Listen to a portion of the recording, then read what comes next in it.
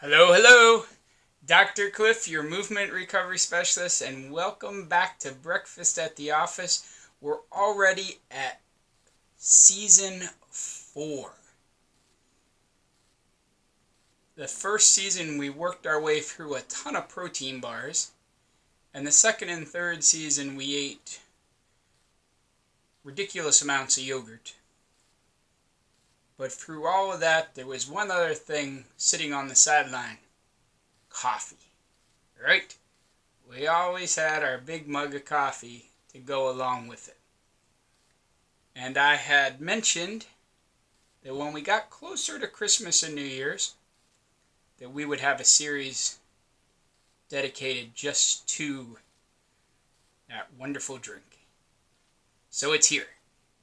For the next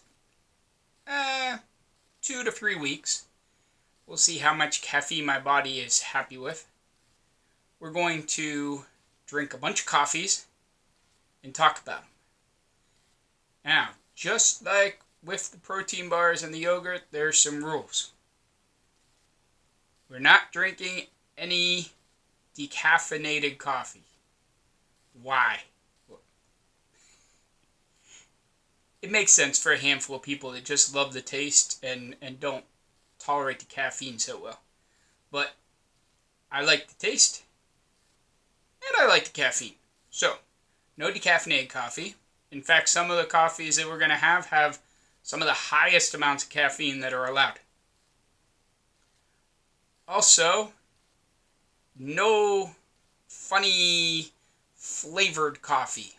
Although I think there's one exception that we're going to have some holiday spice type flavor for Christmas itself. We want to compare apples to apples as much as possible in something as varied as coffee. So the majority of our coffees are medium to bold flavored, and also I'm drinking them plain, which is the way I have it most of the time, with one exception, which we'll talk about all that as we go through the days. I don't want this first video to get too long. I'm not a coffee expert, but I do enjoy my coffee. I'm sure that there's, other websites and YouTube videos where all people do all day long is coffee, and they'll tell you that water temperature has to be exactly this, and the pressure has to be this, and, the beans have to be ground to this exact size. We're going to make things as close as possible so it's easier to compare, but this is the real world. We're not going to spend 4 hours making 1 cup of coffee either. So, if this is something you're interested in and you haven't subscribed, please consider subscribing so you don't miss any of the next at least 15, probably almost 20 coffees over the next few weeks. It's that red button down there in the corner. If you're already subscribed, thank you for coming back. Let's have a look at the first coffee.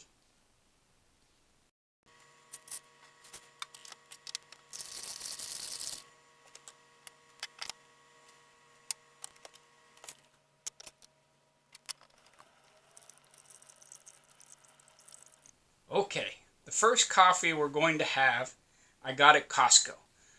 There's a lot of coffees you can get at Costco. They're a good value, especially if you drink a lot of coffee because you buy it in bulk. If there's a Costco near you.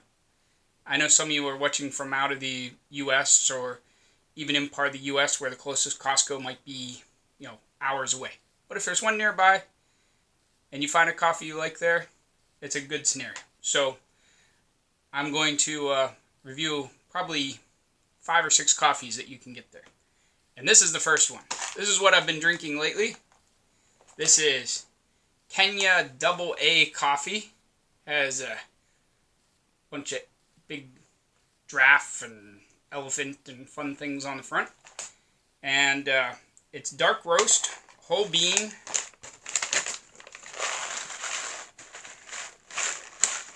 try to get... Oh, they're stuck in there.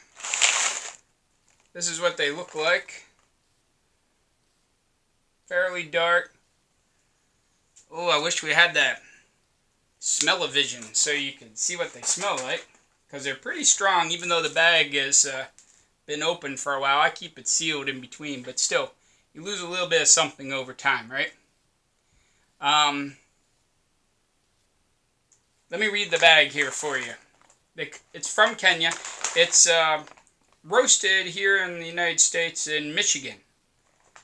And it says, unique Kenya coffee experience, high altitude, rich volcanic soil. That's a fairly common theme. Delightful rain combined to make Kenya coffee a pleasurable coffee experience. There's a good deal of coffee made in grown in Kenya. The birthplace of coffee is believed to be Ethiopia, which is fairly close by. Although now the countries that produce the most coffee are mostly in Central and South America. I think for about the last 2-3 years, Brazil's been the #1 producer now. So I have my new mug for this month, or at least for the next week.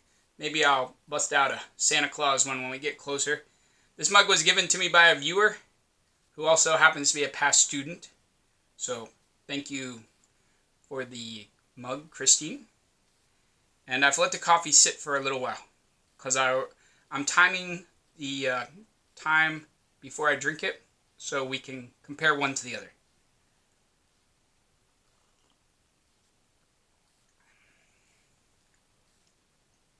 Good, smooth. You know, for a dark coffee, it's not super aggressive.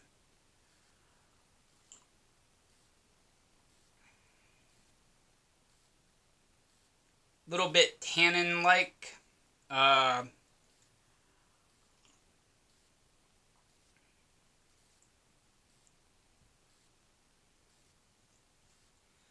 Taste scale, I don't find this one amazing, but I don't find it bad. I think I'm just going to give it a 5. It's average. It's good, but it's average. I didn't give you the price. I have to look it up. But I'll have that for you next time. I'll put it down in the description, along with a couple other things about the coffee. So, this is day 1 of coffee. I'm still figuring out exactly how we're going to do that. I have to make up the spreadsheet. And then we'll compare all of them at the end. Until tomorrow, remember, life is a strange sport, so get stronger and get living.